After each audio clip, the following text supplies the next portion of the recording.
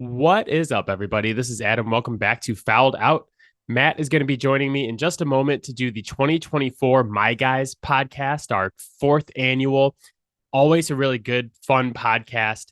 A lot of good picks come out of this one every year, so we're super excited to do it.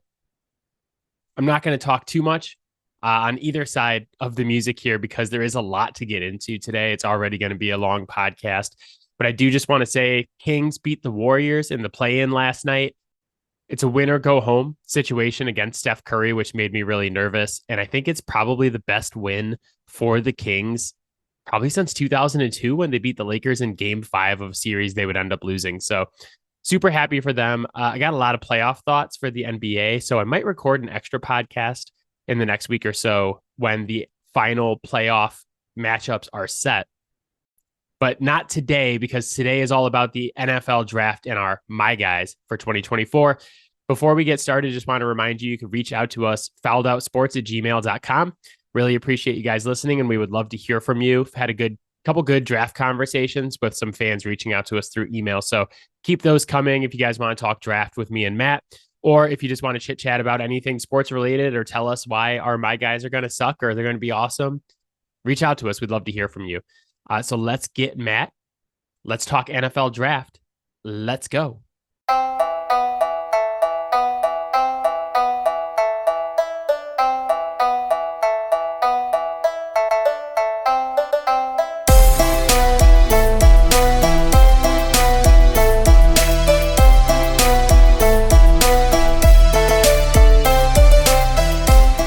All right, Matt is here, ready for our fourth annual My Guys podcast.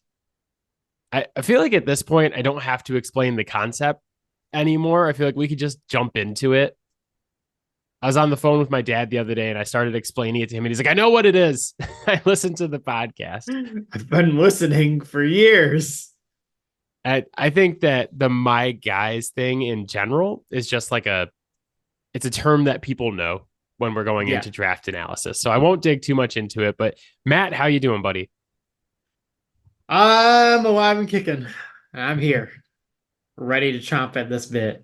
Yeah, that's one way to come into a podcast. Like, how are you doing? Like, well, I'm alive. So. Yeah, I mean, I've had a lot to get done this week since I have to take tomorrow off and I only work 2 days next week, so there's a lot to do. So before we go into who our My Guys are for 2024, and we both brought 3 that we're going to break down for you guys and discuss in a little bit more detail, and then 3 quick hitters, so 12 prospects total. We've talked a couple times about how the My Guys picks are usually pretty strong on this podcast. So I went back and put together the My Guys All-Stars of our first couple of years of doing the My Guys podcast. And I built a little team to present quickly. So I started at quarterback and quickly realized that we've never picked a quarterback on My Guys. Yeah. In our years of doing this. So I cheated a little bit and I gave us Jordan Love, who is a well-established one of My Guys. He was a My Guy before he got drafted. And I've held out the hope. I've held out the candle. My candle's been burning for him for 4 years now, and he finally played well. So I gave us Jordan Love. I also gave us Anthony Richardson from last year because he was someone that we both liked and talked up as potentially being the best quarterback in the class because of the ceiling. Obviously, Stroud went and did what he did and kind of overshadowed Richardson, but Richardson got off to a strong start. Yeah. But all of these other guys are ones that we've actually picked. Yes. So we had to cheat there. But running backs, Kenneth Walker and Brian Robinson. Wide receivers, Chris Olave, George Pickens, and Nico Collins. Tight ends, Trey McBride and Dalton Kincaid. I just gotta say, man, he came in late, but Nico Collins came in clutch there. Because that one was not looking good. It was dark beyond Chris Olave and George Pickens, who the third receiver was going to be. And then I was listening to the quick hitters from a couple of years ago, and you're like doing your salesman pitch. You're like, do you like wide receivers who are 6'4"? Do you like wide receivers who like do this vertical and blah, blah, blah? And I was like, I do like that. And you're like, then you like Nico Collins, just like me. So I was like, yeah, Nico. Big season this year. Yeah. So I know you're going to pick an offensive lineman today. Yep. It's drastically needed because the offensive line picks, not our strongest area. Tevin Jenkins, Akeem Aquanu, and Darnell Wright leading the way. Yep. Those were the best ones that we Yep. picked. There were others. An We interior. could have taken Penny. It's true. Also, interior defensive line, not a strong suit for us. So, like, we're really good everywhere else except for offensive line and defensive line. Yeah. I mean, we also aren't really taking a whole lot of interior defensive line. No, we've taken one, Yeah. and that was Keanu Benton, who not a bad pick, but Yeah. just But not a lot of picks to go also with. the Steelers famously don't play rookies a ton either. So Yeah, it's just funny because I was looking at so we've never taken a quarterback. We're going to take a quarterback today. We're going to take more offensive linemen today. mhm. We have I have an interior defensive lineman. The only edges, and I'm using that word loosely, but the only edges we've ever picked were Gregory Rousseau and Tuli Tuipulotu, who I picked last year. We're picking edges today, multiple. So I feel like even subconsciously, we were like, okay, what do we need for the My Guys All-Star team? And then we went and found positions. Like we went and found guys that were like, okay, we're going to fill these spots. Back to the strong picks though, linebackers, Devin Lloyd, Jack Campbell, and JOK. Mhm. All good picks. And then, wide receiver was strong for us. Running back was strong for us, but there was nothing stronger for us than the defensive back, My Guys. Devin Witherspoon, Tariq Woolen. Tariq Woolen was a deep pull in that draft. Yeah. Woo. Brian Branch from last year, Jalen Petrie, and Jaquan Brisker. Yeah. That's 6 like high level DBs within, we picked those guys in the last 3 years. Yeah. They've shown out. And a lot of those picks were from the last 2 drafts. So yeah. Defensive back is our strongest. We will pick more defensive backs today as well, but we can't be stopped. I mean, we get like 12 picks a year, right?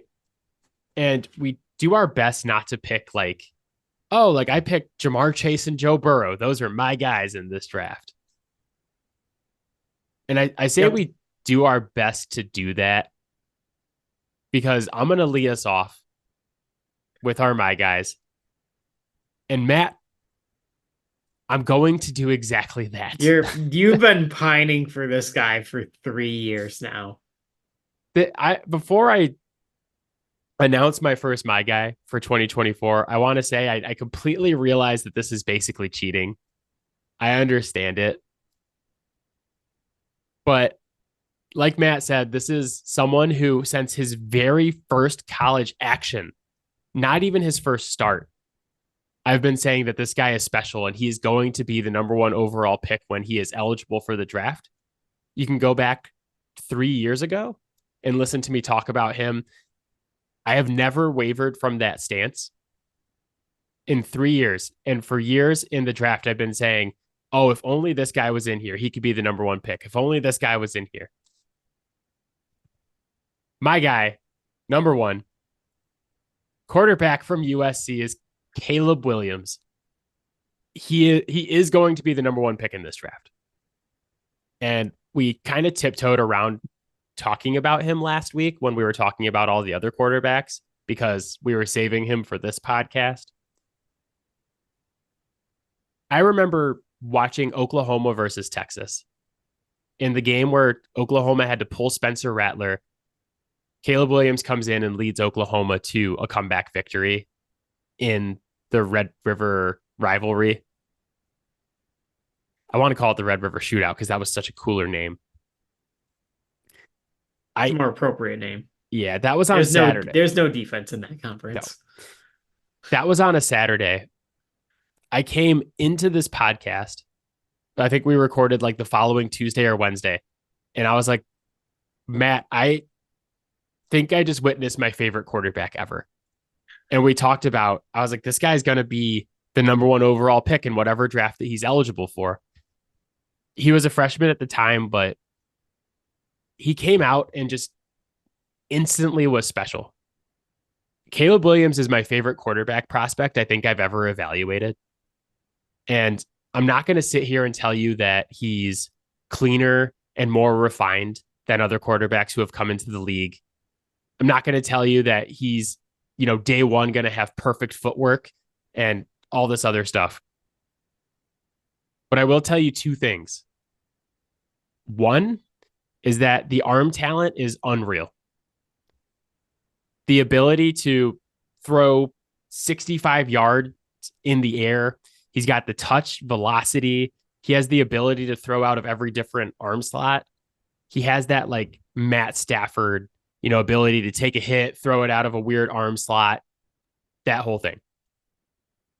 Number two, and more importantly, the thing that makes Caleb Williams so special, he has a playmaking ability that we have never seen out of a prospect ever. We've never seen this level of just pure like backyard football playmaking ability, even out of like Patrick Mahomes when he was coming out of college. But that's exactly what it's reminiscent of. This is the college football version of watching Patrick Mahomes. And yeah, I was watching a video of Caleb Williams' top 10 college plays and thinking to myself that if any other quarterback prospect even made play number 10 on Caleb Williams' top 10, it would be the biggest play of their, or like best play of their career. And we would all be freaking out about it. We'd be like, did you see that throw that Drake May made? Holy shit. Caleb Williams makes the impossible routine. He makes absolutely jaw-dropping plays every single game. He's not a perfect prospect, right? Like the footwork needs work. He plays out of structure too much. He has a problem where he wants to play backyard football too much, and he wants to like make these incredible plays where he's got to catch the ball, spin around 5 times, and whip it 65 yards downfield. So he's definitely someone that has to be reined in, but we've never seen pure playmaking like this. And to combine it with the arm talent that he has, like he is a truly special prospect. I think the thing that stands out to me is like most of these other like top flight quarterback prospects we've seen over the years, like they'll make like maybe one just like absolutely like jaw dropping, like what did he just do type of throw a game. And I feel like Caleb does that at least once a quarter. That's the difference, right? Is like it's not like digging deep into your bag of tricks for him to do these things. It's literally just a matter of the opportunity for it to be jaw dropping.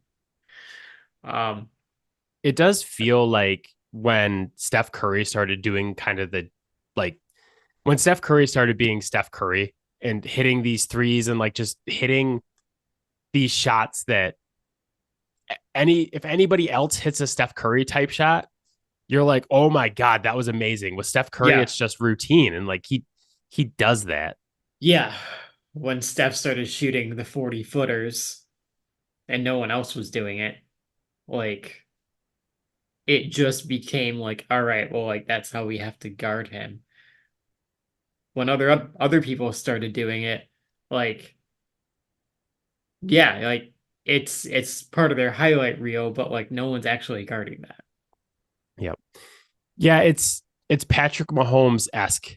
It's the closest thing we've ever seen to Patrick Mahomes, and we've just never seen it from a prospect. So it is special. There's a lot of special things about him.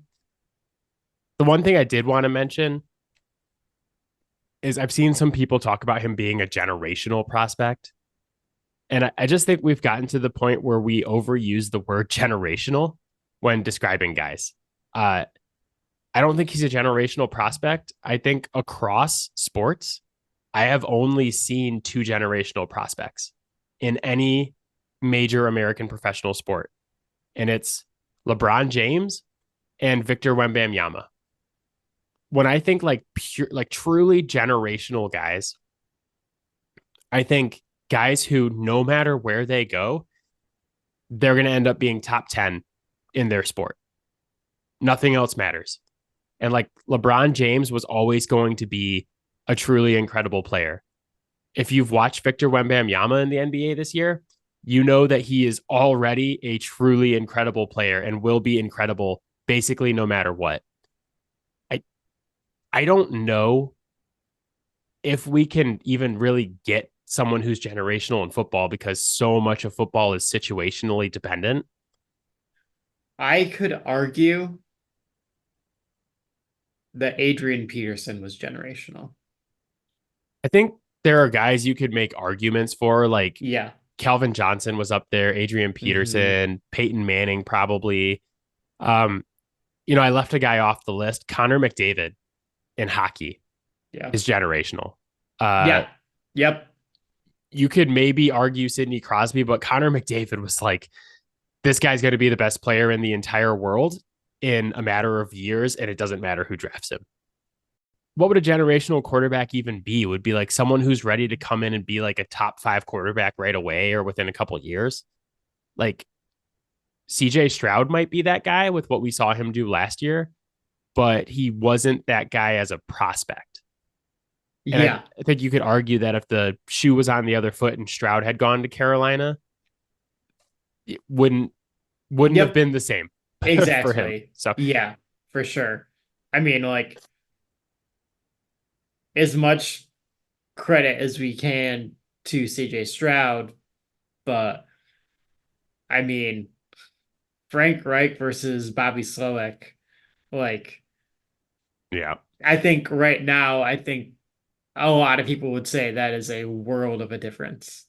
Yeah, and that's honestly my biggest fear for Caleb Williams is not anything to do with Caleb Williams. It's that he's going to Chicago. He's going to be the Bears quarterback, and Yep. the Bears have never had someone pass for 4,000 yards and never Yeah. had someone throw more than 30 touchdowns or something insane Yeah. like that. I mean, it's worth betting money on the Bears fucking this up somehow. That's the thing. You know what the Bears would do because they're the Bears? They're going to draft Jaden Daniels and let Caleb go to Washington. That'll be the fuck up right there. God. Even with him like playing as much hero ball as he does, like I kind of watch him and I think there's only one thing in his game that I look at and I'm like, yeah, that has to change like as soon as possible. And it's just how loose he runs with the ball. Other than that, like we can live with everything else. Yeah, he'll have to get reeled in at the next level a little bit. And I think he'll Yeah. play Because more within like the structure of the offense. Mhm. But like it looked like his final year at USC, he was kind of inviting to play hero ball. Like he's like, I'm just gonna wait until the rush comes and then I'm gonna do something awesome. Watch this.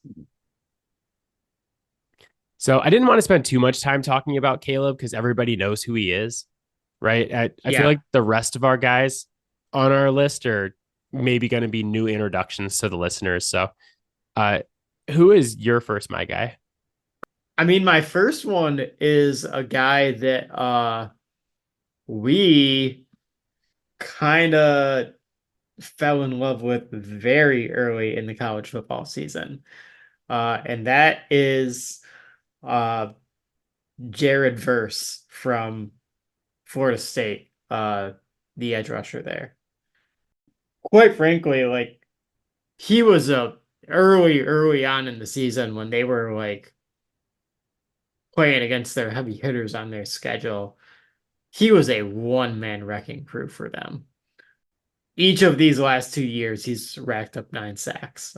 So like the production is there. Um, he got 12 and a half tackles for loss this year as well, 17 the year before.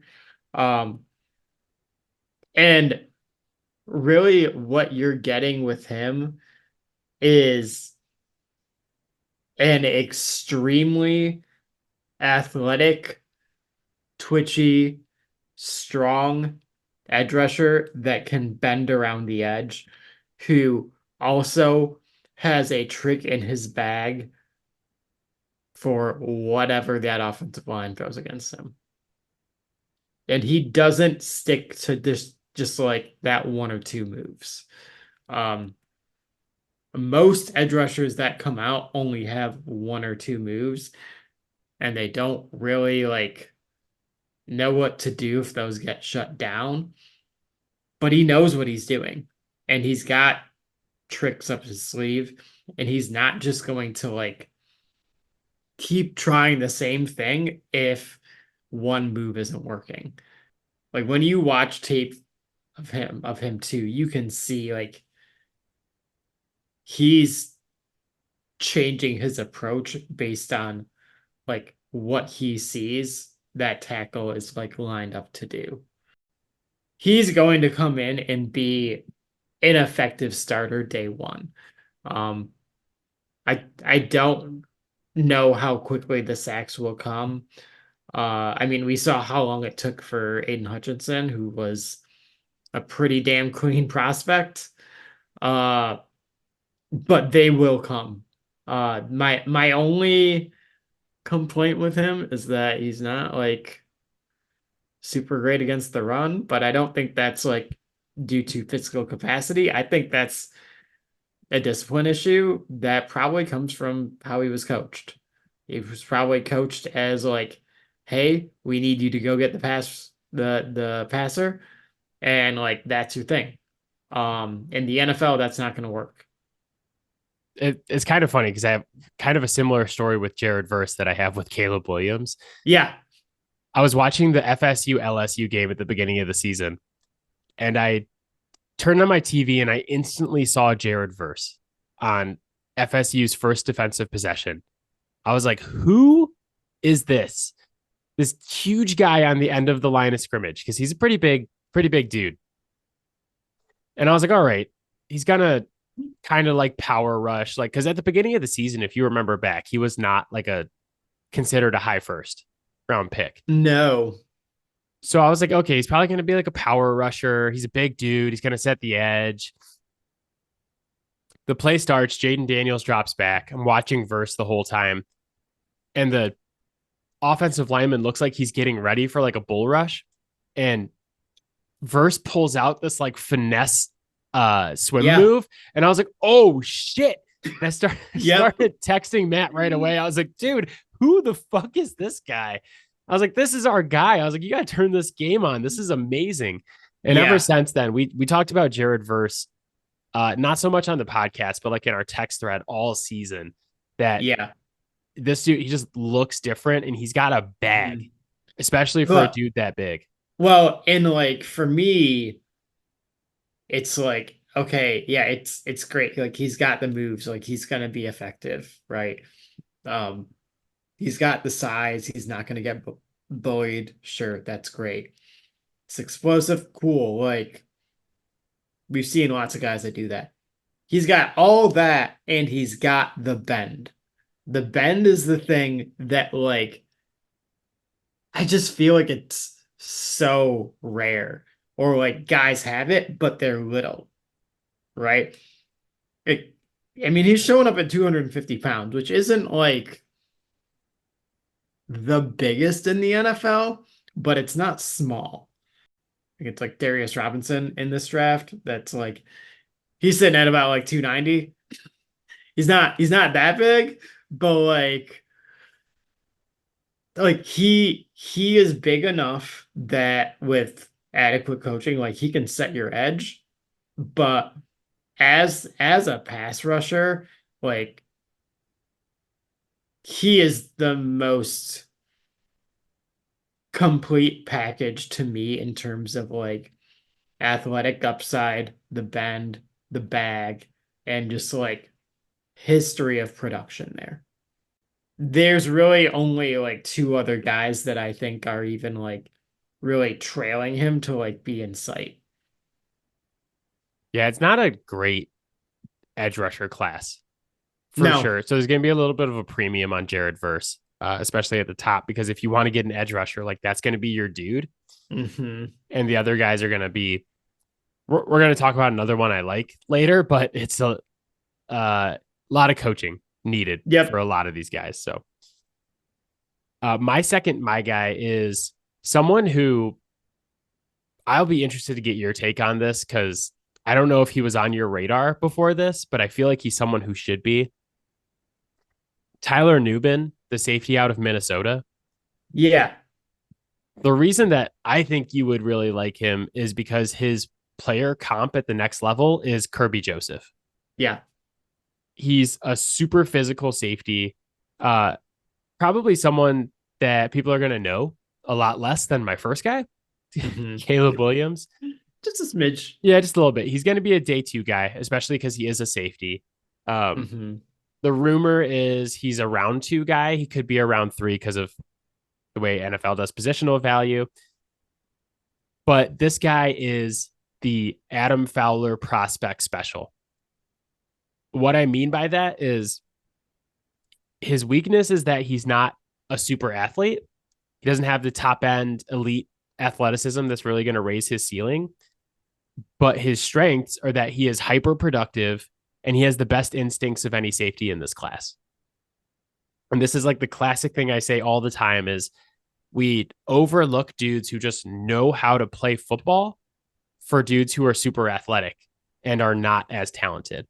So while the ceiling may not be as high as like some other super athlete guys, I know this dude's going to show up and be good day one. Like he's just going to be a good football player because he has been a good football player at every level. He's kind of been on my list since he was a junior. Because as a junior, his quarterback rating when targeted was 21.5 on 653 snaps. Mm-hmm. And I was like, oh, okay, that's something, right? Like the quarterbacks are awful when they target him. If you just threw the ball into the line of scrimmage every play, you would have a higher QBR than that or a higher quarterback rating.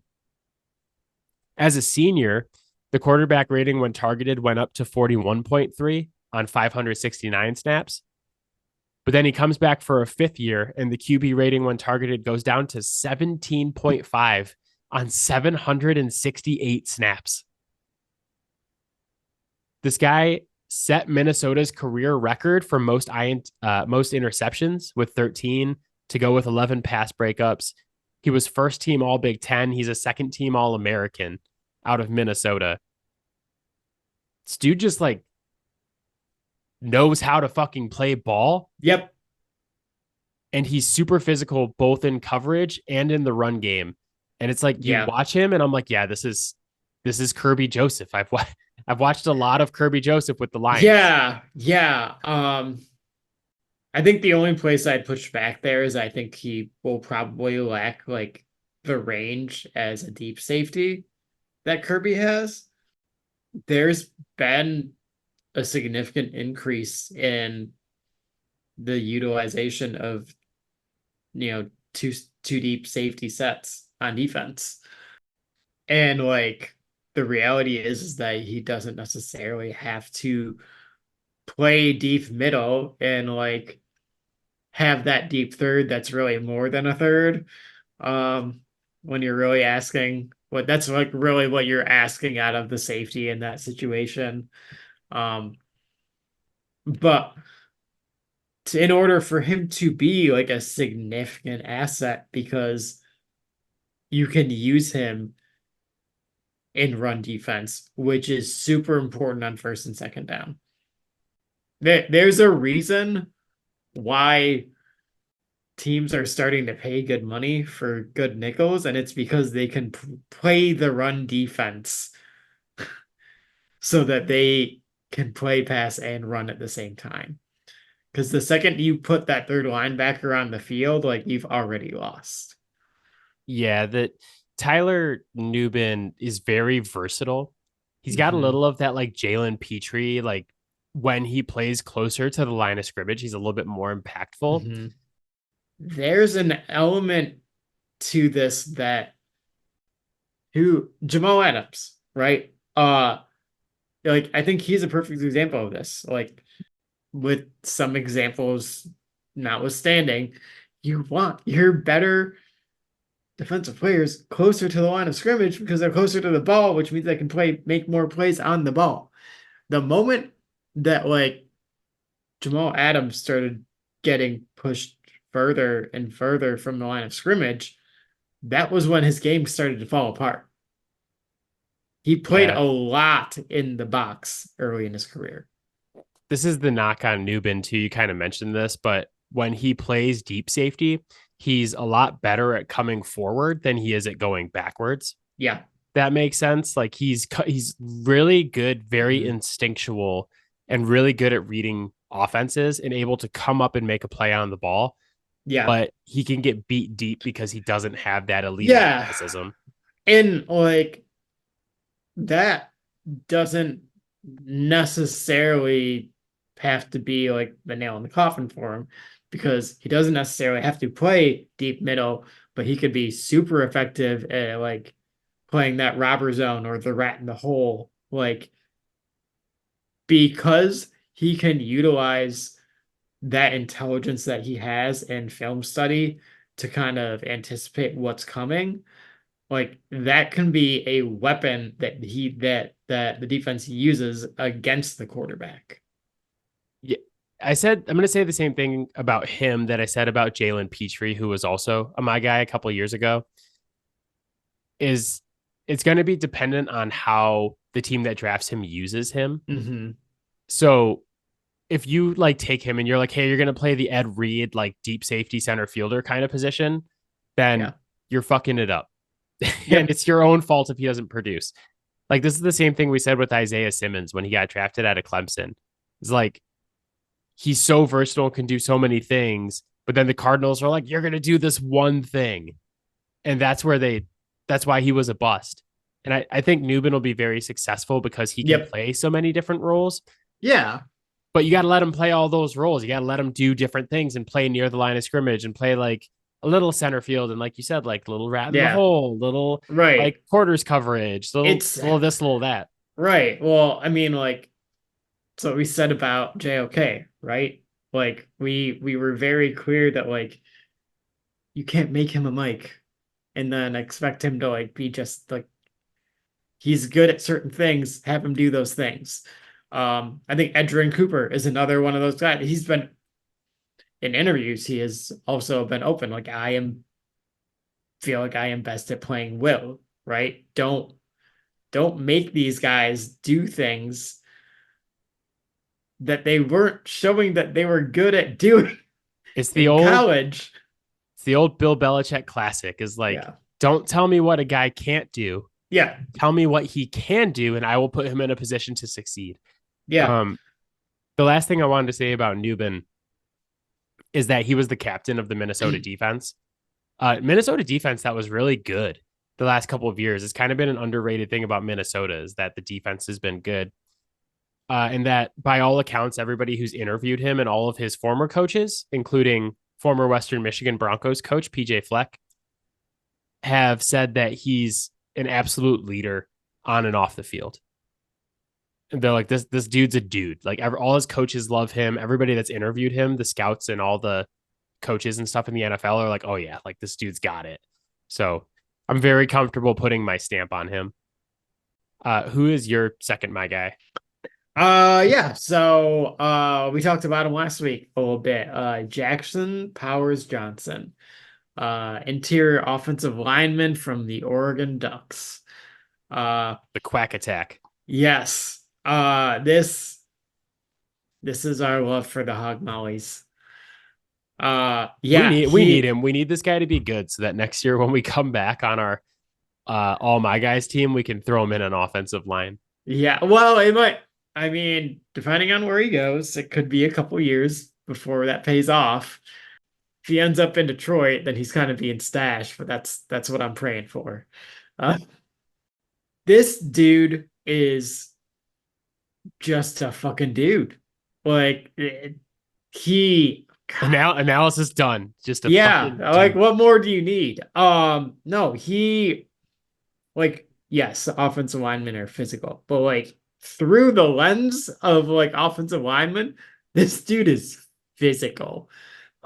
He loves that shit. Um, and like even within that, we see a lot of guys that are like really physical walkers, but it's like their hand usage is kind of meh or it sucks. And like his hand usage is excellent. And then you combine that with the fact that like he's just overall like a pretty damn good athlete. Like he's not like an elite level athlete for an interior offensive lineman, but he is above average. I don't think that you necessarily need like a 9.5 RAS to be a super effective guard or center. But the fact that he is a good athlete means that you can still use him in a lot of creative ways. And it's like I think people, the Lions are a really interesting case study for this stuff. Because everyone loves to go on and on about like Ben Johnson and all these crazy things that he runs. And we got to remember that the only reason some of the stuff that he can run is because Penei Sewell is like insanely gifted and can get the places that other people can't. Um, the same is true for Frank Ragnow, and I don't think he's playing more than one more season. I just love a physical, athletic center. And like this is a guy who was the best guard in college football the year before, and then he steps in and plays center, and he just absolutely kills it this year. Like he he just knows how to play football. One of my favorite things with the NFL draft every year is the all name team. First of all, Jackson Powers Johnson, great Yeah, football name. absolutely. The other team I want to put him on, besides the Detroit Lions, is the all scouting report team. Because the first line on his scouting report says broad chest, thick hips, meaty hands. And I'm like, this guy's going to be the best center in the league Yeah. with his big, meaty hands. I love that. There was another part of the scouting report where they talked to an anonymous scout from like the NFC or something like that. And he's like, this guy is fast, he's smart, and he's physical. Yeah. I don't like to overthink it with my centers. If you got those three things, you're going to be a good center.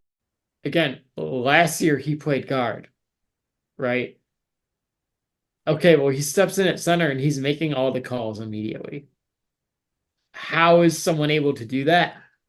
They understand football on a high level and they're incredibly smart and they process information quickly. That's a dude that I want playing center for me. I actually watched a lot. I didn't watch like a lot of Jackson Powers Johnson film, but I watched a lot of Oregon film because I watched a lot of Bucky Irving because I mentioned this before, but I keep a list of guys on my phone during the college football season who are like potential my guys I want to look into. Bucky Irving was on that list. I don't have him listed as a my guy, but I watched a lot of his film because I was like, do I want to put him in there? He's a tough one because he's very small. Mm-hmm. And while small boys have been very successful in the NFL this past season, he doesn't have that like blazing speed that Devin Achane and these other guys that have been successful have had. So he's a tough one. But in a lot of Bucky Irving's film, there's open holes right up the middle. Yeah. And I'm like, why are all these holes open? And I go back and I'm like, oh, yeah, a really good center. That's why all these holes up the middle are open. Bucky. I still like want to switch one of my guys out and put Bucky in. I just love me some Bucky Irving because he is small. That I'm getting off topic, but I'm just talking about this because we're talking about Oregon. Bucky Irving is small. Bucky Irving does not play small. Bucky Irving's like, I'm going to run you the fuck over, even though I'm 5'8", 180 or whatever he Yeah. is. And he does it. He did it consistently in the Pac-12. Like he was not getting hit. He was giving the hit a Yeah. lot of times, which is why he almost made my list. Someone who did make my list, I should hope. another guy that no, we're going to talk about all the prospects I like who didn't make the my guys list. That's the rest of this podcast. I could do a whole podcast on that, honestly. We talked about this when we were trying to pick the my guys, is It that was hard for me to narrow it down. there are so many guys that are worth talking about in this draft. Like I really like this draft overall. Yeah. My next my guy, and this is another guy I really wanted to discuss with you. I couldn't decide if I wanted to do him as a little bit more depth or just like a quick hitter. But I chose to put him in the little bit more detail because I'm starting to feel like I'm on a little bit of an island because his evaluation has been a roller coaster. But my guy is Braden Fiske, the interior defensive lineman out of Florida State, formerly out of Western Michigan University, where Matt and I went to college. He at one point was like shooting up draft boards, and then he was free falling down draft boards, and now he has become a very divisive prospect in the draft community, where there's a lot of people who really like him and a lot of people who don't. And I was kind of looking at some of the people who don't, and I was disappointed because I do like him, and I'll talk about why in a minute. But that franchise guy he has a YouTube channel that's really good, and he ranks like all the position groups every year. He hated him. And I was just like, oh man, like I like that guy. And I was hoping to get some backup from some people. And the more I research it, the more I kind of find people who don't like him as much. I think it seems to be easier to find that opinion all of a sudden. The issue with him and why he's become so divisive is that he's almost the opposite of every prospect that I typically pick. You know, with Tyler Nubin, I talked about how he wasn't super duper athletic, but he was hyper productive. And that's kind of my type when we do these my guys. Braden Fiske absolutely put on a show at the combine. Yep. Like I was going to bring that up. Showed 9.97 RAS. Woo-hoo-hoo-hoo. It's out of 10, baby. But the problem is for a guy his size that has that athletic profile and can move the way that he moves and has the burst that he has off the line of scrimmage, the elite level production is just not there. I mean, that's because Jared Verse was doing Jared Verse things. Yeah, it's the same thing when you look at his stats as it is when you watch his film. It just leaves you wanting more, right? Like you watch the film and he explodes off the line of scrimmage and goes right by the center and the guard and doesn't get the quarterback. Yep. And you're like, okay. And there's a lot of movement, you know, and there's one thing that franchise guy said that I kind of agree with is in a lot of cases, he was going east and west when you want your pass rushing interior defensive linemen to be going north and south. And there's so many things about him. It's just something missing. Should you be looking at him as a defensive tackle? Or should you be looking at him as someone who like plays a 5-tech? Yeah, like he's certainly not going to go out and like play wide 9 defensive end, but like kind of in that intermediate, like you're still wider than a 3-tech.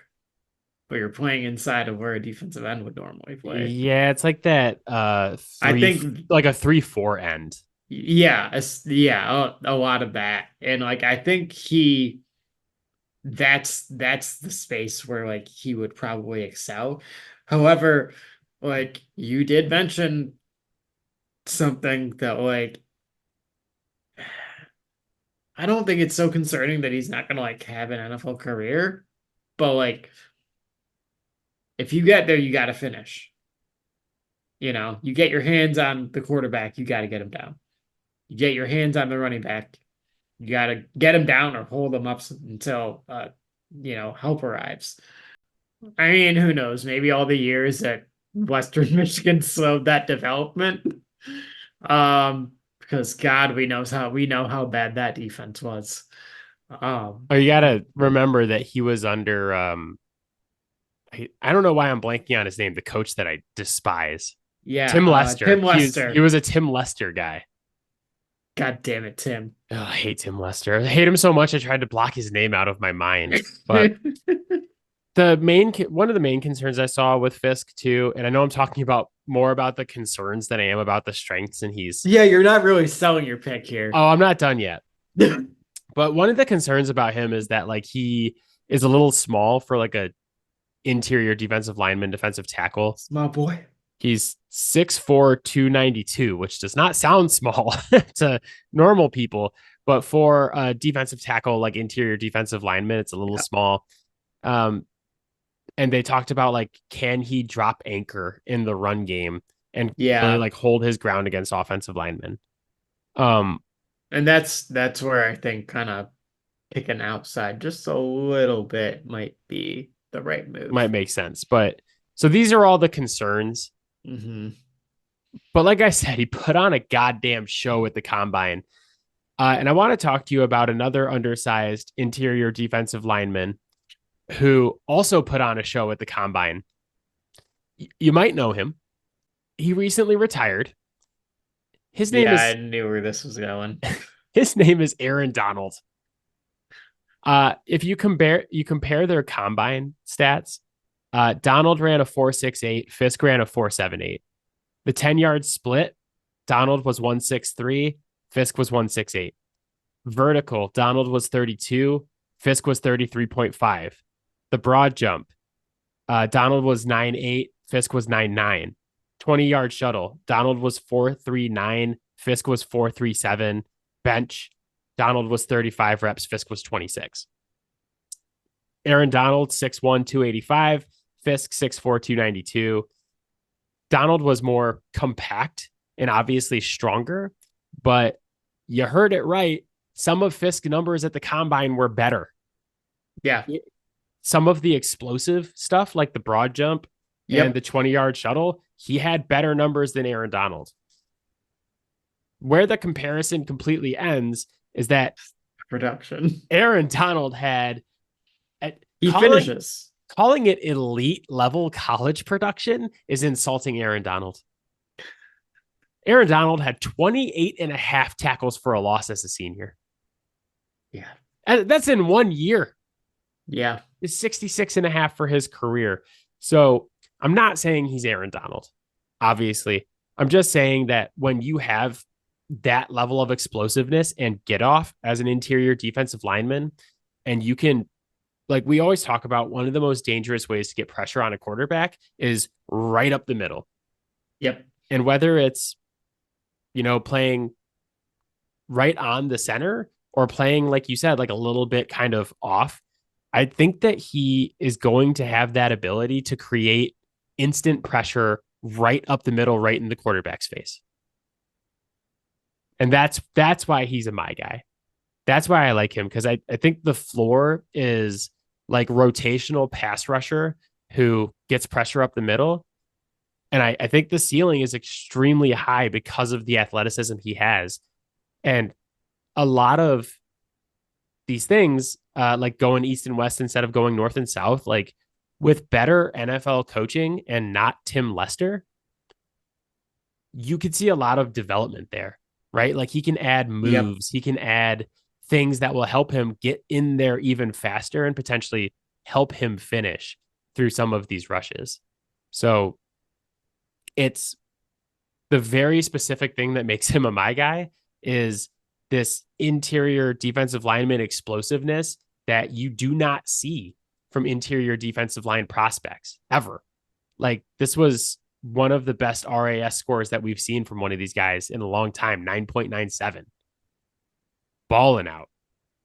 I mean, you that's the stuff you can't fake too, right? Like, Yeah. And also super hardworking dude by all accounts. All of the coaches at Florida State were blown away when he transferred in by from Western by how much he loves football and how much he was just like a sponge and like soaking stuff up. And think about going from Tim Lester to Mike Norvell and Mike Norvell just being like, dude, I wish I had this guy for 5 years instead of one. I if Braden Fiske would have started at Florida State, not to like insult our alma mater too much, but I fucking hate Tim no, Lester. they deserve it. He with his explosiveness, he might be like a guaranteed first round pick if he had played at Florida State for multiple years, Yeah. you know. But he was good there. That team was good. They went undefeated until the bowl game, which was a travesty. So, who is my guy number 3 for you?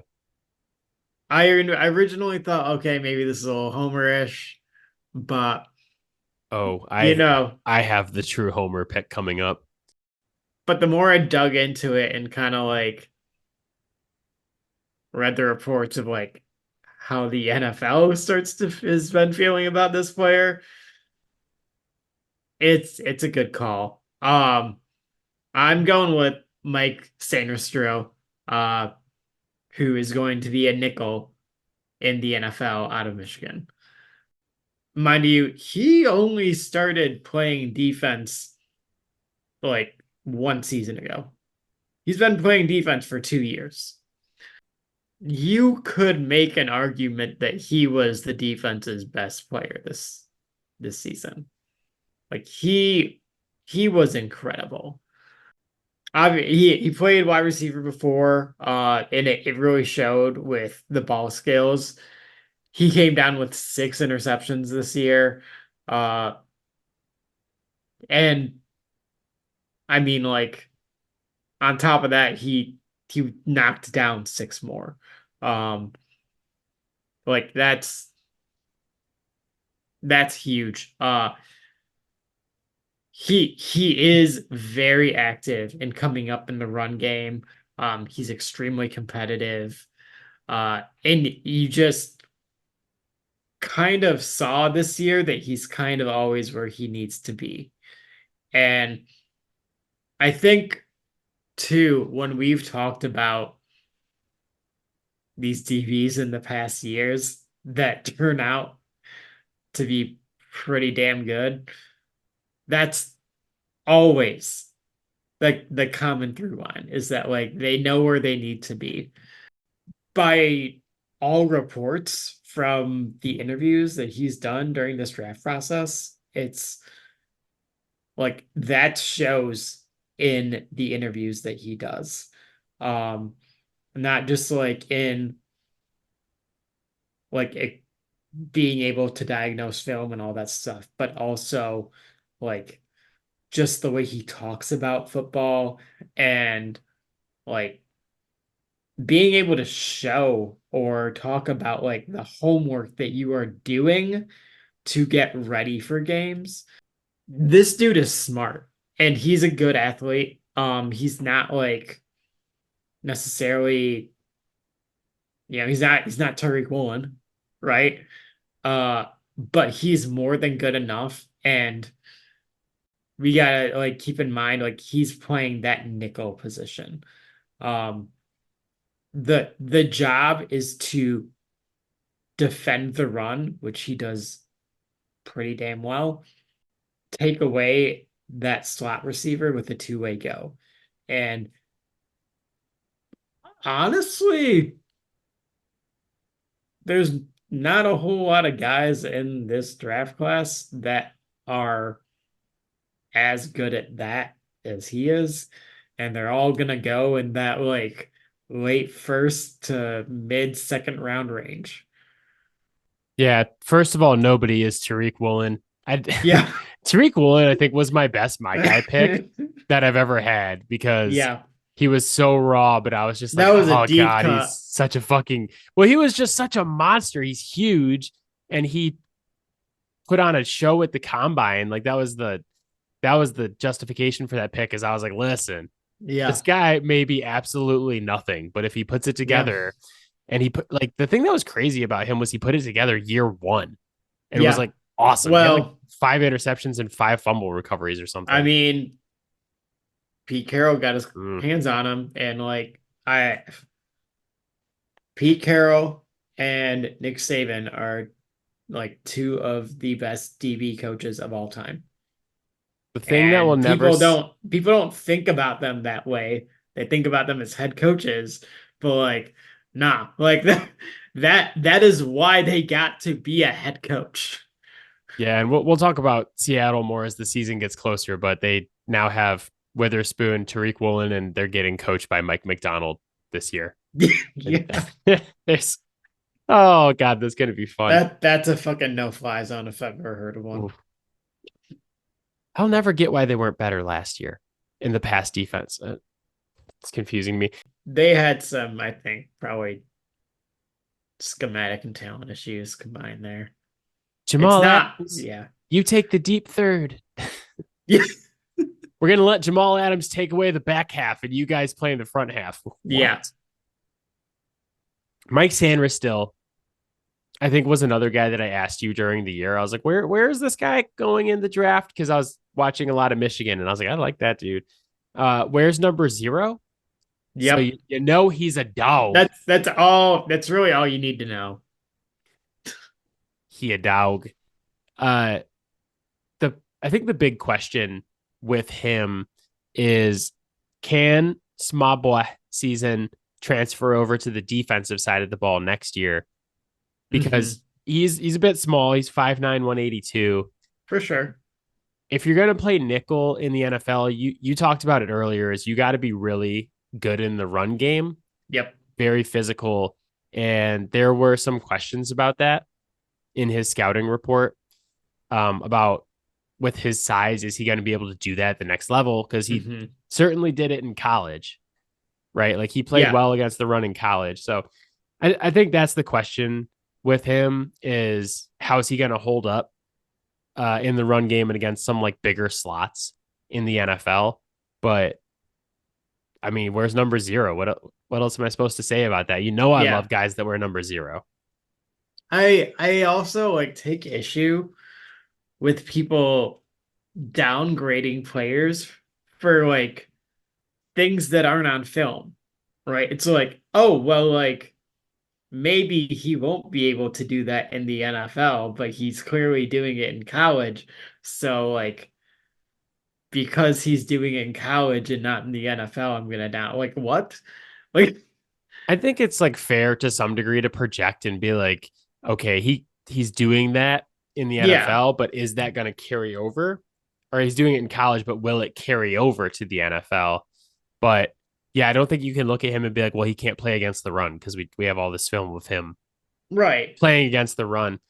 And I also just think Well, the NFL is going more and more to size isn't as mhm. important. We need guys who can play in space, Yep. and he can play in space.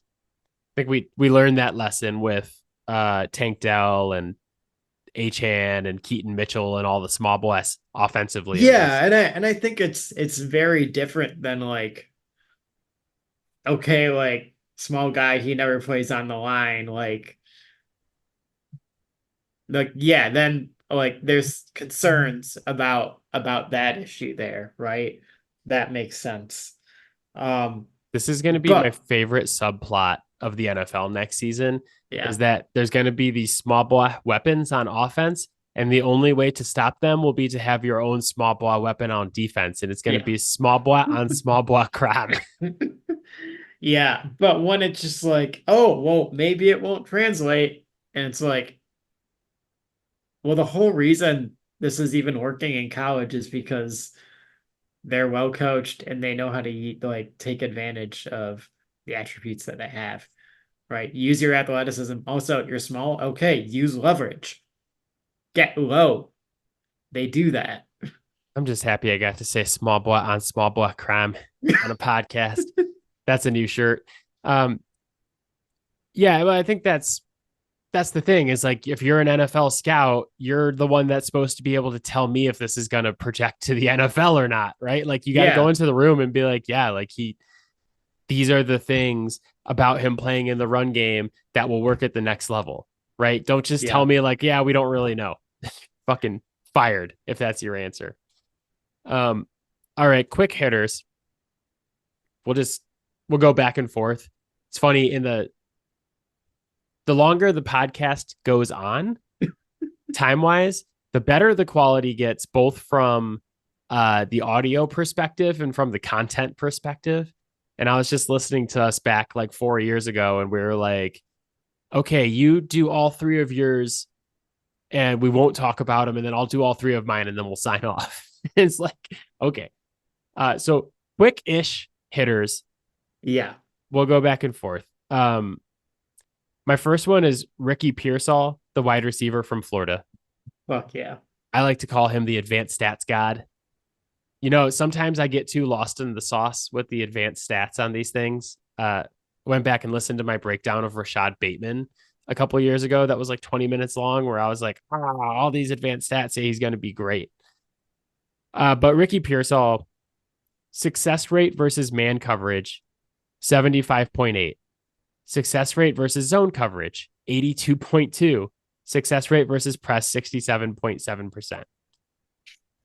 He is good. He's just good at all facets. Like no matter what kind of coverage you're playing, he's very good at finding open space, right? Like Yeah. he finds holes in the zone. He's an excellent, like very crisp route runner, which, Yep. like as soon as you say that to me, I'm like, oh, that's my guy. Well, and like more importantly, possibly even, he catches everything. So I saw someone on Reddit today describe it as arrogant hands. And I was like, that's a great fucking I don't know if it like auto corrected to say arrogant when they were typing it in, but that's like the perfect description of him. Is like, you remember that commercial? ESPN used to do awesome commercials with athletes. And one of them was with Larry Fitzgerald. And he's like walking through an office and he's catching like a potted plant, and he like catches it. And Yeah. then, like someone falls off a ladder and he like catches her. He's just catching everything. Yeah. That's Ricky Pearsall. I mean, look no further. Like type Ricky Pearsall into YouTube and watch the first catch that comes up. It is the best catch we've seen in college football since like Pro Throw caught that ball behind the guy's helmet. Yeah. You know which one I'm talking about, where he's going up the seam and he does the Absolutely one-handed behind him with his arm and his shoulder turned the wrong way. Oh my God. Yeah. It's when I saw that catch, I put him on my list this year. I was just like, that guy is going on the list. Yeah, but for sure. Probably like a really like kind of tough, scrappy slot receiver guy, a la Julian Edelman, is like a decent pro comp for him. He's a little bit bigger than Jules though, but he's got that like, he's going to be really, really good in the short and intermediate game, and he can also play deep a little bit. Yeah, no, like he's gonna have a productive career. All right. My first quick hitter, being a little sacrilegious here.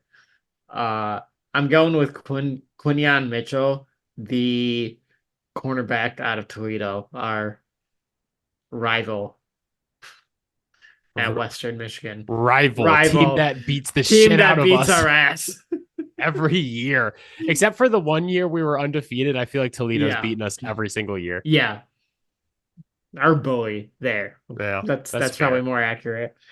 I mean, when you have guys like this, it explains why. Well, like that's the thing. Like, if you ask me to describe how he plays football, he's a bully.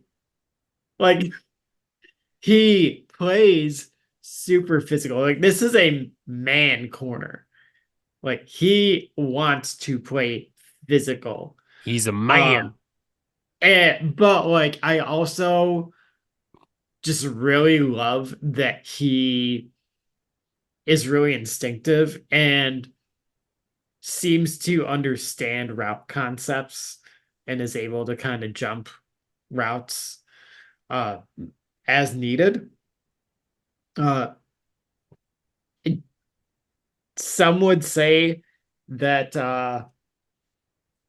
his hands could maybe use a little bit of work in terms of actually catching the ball, but quite frankly, if they aren't ever catching the ball against him, I don't care. That like your job is to stop the offense. Getting the ball back is great. It's a bonus, but like if you are able to make the opposing team's best wide receiver not have fun for a day, yeah, sign me up for that, dude. Yeah, Quinion Mitchell is just like elite everything. It's like size, coverage skills. Everything's graded as elite. It almost just it makes you wonder why he didn't play at a bigger school than Toledo. It's like just leave Toledo and leave us alone. Jeez. Uh my second quick hitter is almost kind of a guy that's in the same vein as some of the stuff that you just talked about. And it's Ennis Rakestraw, the Yeah. cornerback from Missouri. I mean, first of all name team, Ennis Rakestraw. Come on. Every year I talk about my big fish, small pond theory. I won't go super in depth, but it's, when a school comes out of nowhere to have their best season in forever, maybe look at those guys. He Yeah. was on Missouri. Missouri was in the top 10 this year and looked like they could potentially be a playoff team at one point. He might be the best man coverage corner in the draft right now. He technique is awesome. And he's another guy who, like you said with Mitchell, he just wants to play man all the time. And he's going to be like a Yeah. day one. We're going to put him in, and he's just like, if you put him in a man scheme day one, he's going to be able to play day one in the NFL. He's that good Yeah. at man. The concern with him is that he seems to be more interested in making sure that the guy he's covering does not catch the ball than he is on making a play on the ball. Like, Yeah. he has no I mean, interest in intercepting the ball. He's like, absolutely not. He has no ball yeah. skills, but he's an excellent man coverage guy and like plays with a fucking attitude. Like, I think that this is a guy that would fit in really well in Detroit or like Baltimore or like just some place where like we're going to play with a fucking attitude because and we talk about it all the time because when you're a corner and you're playing man is like the one time where football is a one-on-one sport when you're just out there on the island with another dude just fucking fighting it out, Yeah. and you need that like tough like attitude. And like this is the whole thing is like he's not interested in intercepting the ball and talking shit to the quarterback. He's only interested in the one dude that he's covering, stopping him and talking shit and just being like, you didn't fucking catch that ball. But he's just not gonna pick off passes. He has Doesn't no mind that it hit interest. him in the back of his own helmet. No, as long as the guy he's covering didn't catch it, Rakestraw does not care. Like someone else can catch a 75-yard touchdown and his guy would be celebrating. He'd be like, why are you celebrating? You didn't catch shit on that play. Like Little that's bitch. his only concern. And it's like his greatest strength and his biggest weakness is like, even if he could intercept the ball, he just no interest in doing Just so. refuses. I'm No, against any sort of catching of balls. he's like, no one is catching the ball. That period. If it comes this way, it's not happening. He's just like furious when his team is on offense. Yeah, he's watching. If they're catching the ball, like No. he should just play for the Chargers. It's just could be no fucking Yeah. passing. Um, but like on a serious note, like the ball skills are a major concern. But he's a high IQ player. He's got great length that's going to help him cover guys. Um, I also think of him a little bit like oh man, Antonio Cromartie, who was awesome in coverage and didn't really want to hit people. Mm. I don't know that Yeah. Rakestraw is gonna like do a lot in the run game. Prince was better in the run game, but there was a lot of similarity there in terms of coverage with Prince and Nakamura, where it's like he's not a ball production guy. He's not taking the ball away, but like he is going to deny his man the ball. Mm-hmm. This is the thing, is that nothing on the football field interest Ennis Rakestraw except for making sure that the guy he's covering does not catch the ball. And he's going to do a goddamn good job of it. But like the run game, the interceptions, Yep. no interest. He's like, this is my job. I will make sure this man does not catch the ball. And that is it. Who's your second quick hitter? I forgot I went first. We'll do Cooper DeJean for this one, the defensive back out of Iowa. He's just such a good fucking athlete. He, was playing very well at Iowa before he got injured, but the thing that like has me really excited for him now is the change to the kickoff rules, because that raises his value so much. Like he is going to definitely get utilized in that way. But he's a super athletic player. He's going to get on the field defensively no matter what, because if you need him to, he can play outside corner. He can play slot corner. He can play safety. And when you have that kind of athlete that can do that, like, I mean, development wise, like you do kind of want to set him somewhere and have him more in that position before like moving him around. But realistically, in order for him to develop, he's got to get on the field anyways. So, like him being able to play multiple spots is a huge benefit. The one thing I wanted to mention about Cooper DeJean is that he is a white corner.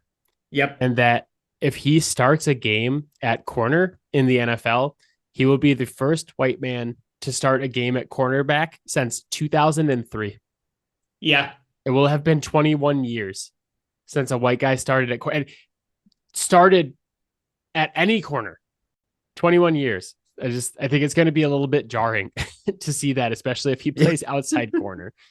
Yeah, but he's legitimately athletic enough that like it'll be jarring to see, but it's also gonna be like, oh no, like he looks like Yeah, he like, no, it belongs makes there. sense. It's just a thing I wanted to mention because I thought it was funny. But Yeah.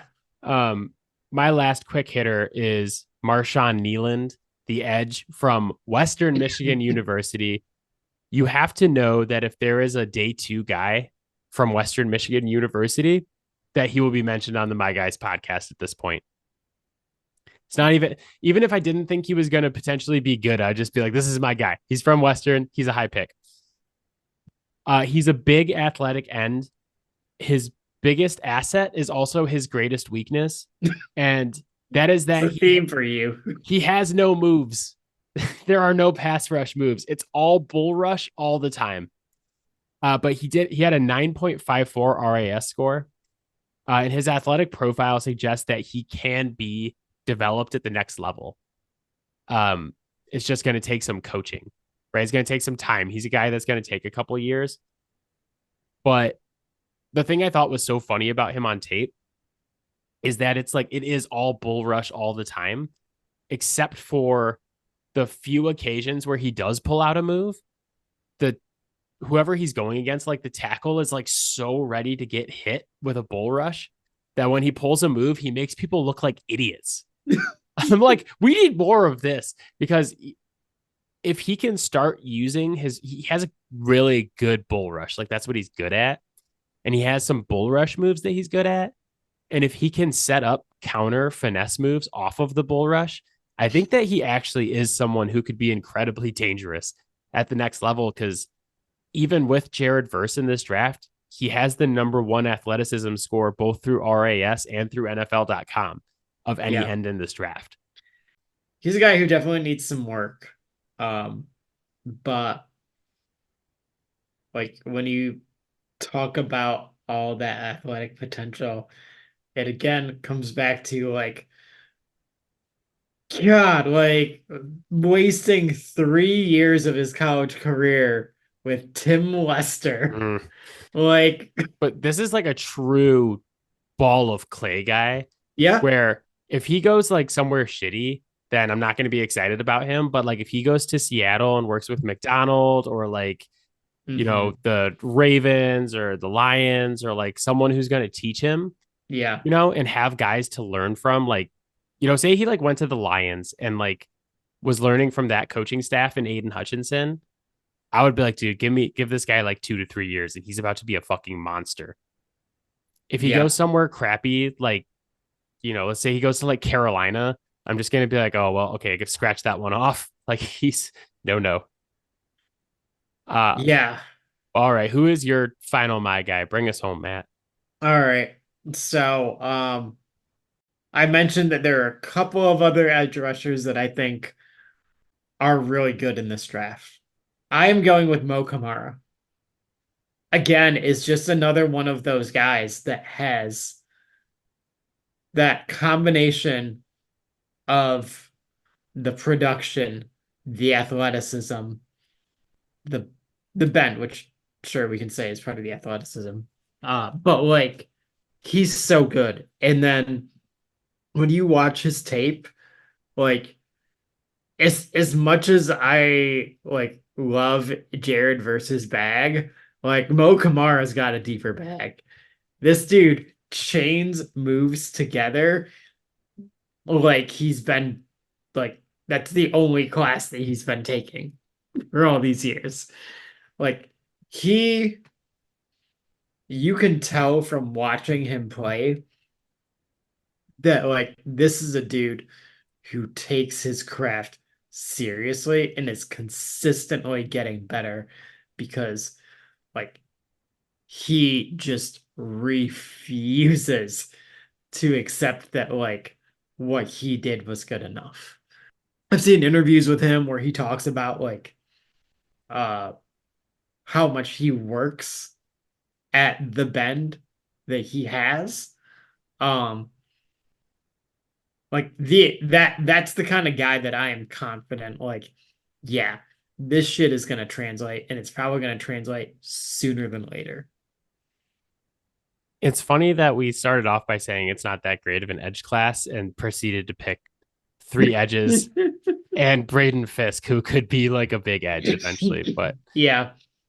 that is it for us. As always, Fouled Out can be found on Spotify, Apple Podcasts, Pocket Cast, Overcast, anywhere you get your podcast.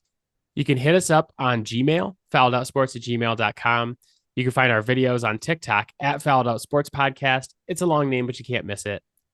Matt and I will be back in multiple capacities next week. We're trying to put together a mock draft podcast for a little bit earlier in the week than we typically drop so that you guys Yeah. can listen to that before the first round starts. And then Matt and I will also record at our regular time and put something out maybe a little bit later in the week talking about some late round prospects that we think get hit. So like check for that on Thursday, Friday. Even if you've watched or gone to round one of the draft, we're going to talk about some guys who are going to go on like Friday and Saturday that we think could be successful and talk about some other fun draft stuff. All of our draft coverage is accumulating in the draft next Thursday, a week from when this podcast dropped. Matt and I are going to try to go. No promises because it sounds like it's a disaster, but we'll be together. Yeah, we'll talk logistics. Yeah, we'll probably be together like Thursday and Friday to watch the first couple rounds and then Yeah. potentially Saturday too. So, and then we'll be back the next week with the draft recap, but watch for a couple different draft podcasts from us next week, leading up to the draft. Also, NBA play-in games going on right now. Jimmy Butler is Jimmy Butlering against Jimmy. the 76ers. And then the Kings play again on Friday, trying to make it to play against the Oklahoma City Thunder. So you know where I'll be this weekend. And hockey playoffs start this weekend. Like we're coming into a really good time where you got like the draft, NBA and NHL Yep. playoffs. And we'll be here to break it all down for you. So good, my guys podcast. That was fun. I can't wait until we actually get to watch the draft next week. I'm jonesing to find out what happens with this number 3 pick. Dying over here. So Yeah. But until then, my friend, I will see you soon. Yep. Bye, guys. All right. Bye, guys. Bye, Bye, Matt. Robin.